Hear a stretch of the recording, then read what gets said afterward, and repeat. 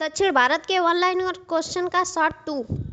संस्कृत के कवि और नाटककार कालिदास का उल्लेख हुआ है पुलकेशिन द्वितीय के ऐहोल अभिलेख में। प्राचीन संस्कृत ग्रंथों में प्रायः यवन प्रिय शब्द घोतक था। काली मिर्च का संगम साहित्य में तोल्काप्पियम एक ग्रंथ है तमिल व्याकरण का।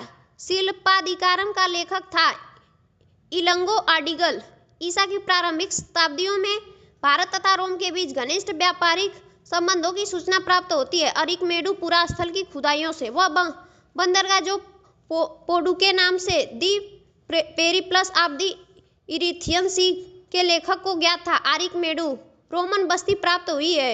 आरिकमेडु एम्फोरा जार होता है एक लंबा एवं दोनों तरु हत्थेदार जार। कदम चेर चोल तथा पांड्य राजवंशों में वह जिनका उल्लेख संगम साहित्य में नहीं हुआ है। कदम चेर चोल पल्लव तथा पांड्य में से वह जो तमिल देश के संगम युग का राजवंश नहीं था। पल्लव धार्मिक कविताओं का संकलन करता है तमिल भाषा में। तमिल ग्रंथ जिसे लघुवेद की संज्ञा दी गई है। कुरल तमिल रामायणम या रामावतारम का लेखक था कंबन। प्राचीन भारत में व्यापारियों का निगम था मणिग्रामम।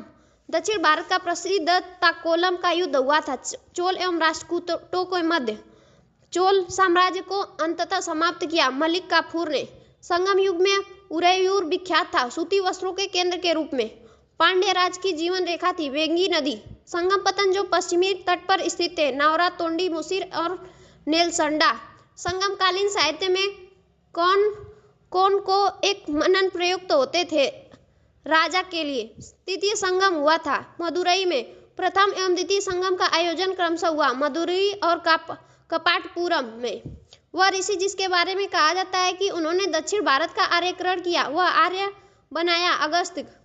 वह चीनी यात्री जिसने चालुक्यों के शासनकाल में चीन एवं भारत के संबंधों का विवरण दिया मातवालिन। चालुक्य राजपूत गुप्त एवं मौर्य में से वह राजवंश जिसने उत्तर भारत पर शासन नहीं किया।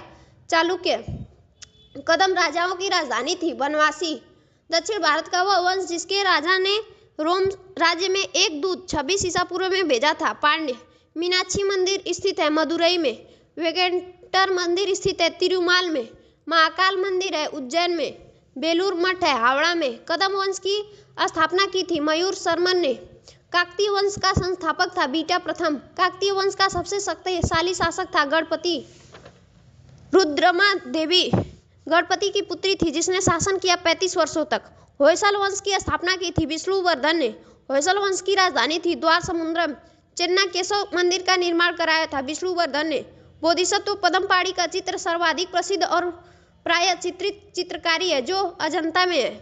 किस स्थान पर राष्ट्रकूटों द्वारा एलोरा पहाड़ियों में निर्मित गुफा मंदिर स्थित है औरंगाबाद महाराष्ट्र। खुजराहो का मातेंगर मंदिर समर्पित है शिव को। कौन सी गुफा त्रिमूर्ति के लिए विख्यात है एलिफेंटा।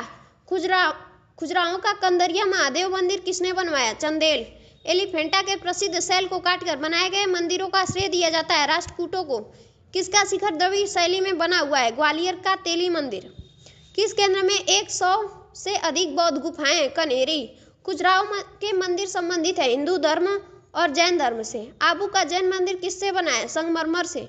एलोरा के प्रसिद्ध शिव मंदिर का निर्माता राष्ट्रकूट नरेश था कृष्ण प्रथम। एलिफेंटा की गुफाएं मुख्यतः निम्न धर्म के मतावलंबियों के उपयोग के लिए काटकर बनाई गई थी जैन धर्म। एलोरा में गुफाएं और शैलकृत मंदिर हैं हिंदू बौद्ध और जैनों के हैं। हिंदू बौद्ध एवं जैन शैलकृत गुफाएं एक साथ विद्यमान है एलोरा में। शैलकृत स्थापत्य का उदाहरण है कैलाश मंदिर एलोरा। चंदेल राजाओं ने निर्माण किया खुजराहो। अजंता एवं एलोरा की गुफाएं किस नगर में स्थित है औरंगाबाद। किस वंश के राजाओं ने खुजराहो स्थित मंदिरों का निर्माण करवाया चंदेल। पश्चिमी भारत में प्राचीनतम शैलकृत गुफाएं कहाँ हैं नासिक एलोरा और अजंता में। बौद्ध गुफा मंदिरों के लिए कौन सा स्थान प्रसिद्ध है अजंता। अजंता की कल को किसने प्रश्रय यानी सहायता दिया वाकाटक। एलोरा के कैलाश मंदिर का निर्माण किसने कराया कृष्णा फर्स्ट। किस धर्म को राष्ट्रकूटों का संरक्षण प्राप्त था जैन धर्म। अजंता और एलोरा गुफाएं हैं महाराष्ट्र में। एलोरा गुफाओं का निर्माण करवाया था राष्ट्रकूटों ने। अजंता की गुफाएं किससे संबंधित है जातक कथाएं। काला यानी श्याम पैगोड़ा किसके नाम से जाना जाता है कोणार्क का सूर्य मंदिर। कोणार्क का सूर्य मंदिर किसने बनवाया नरसिंह देव बर्मन। ब्लैक पंगोड़ा कहाँ है कोणार्क। मोढेरा का सूर्य मंदिर किस राज्य में स्थित है? गुजरात।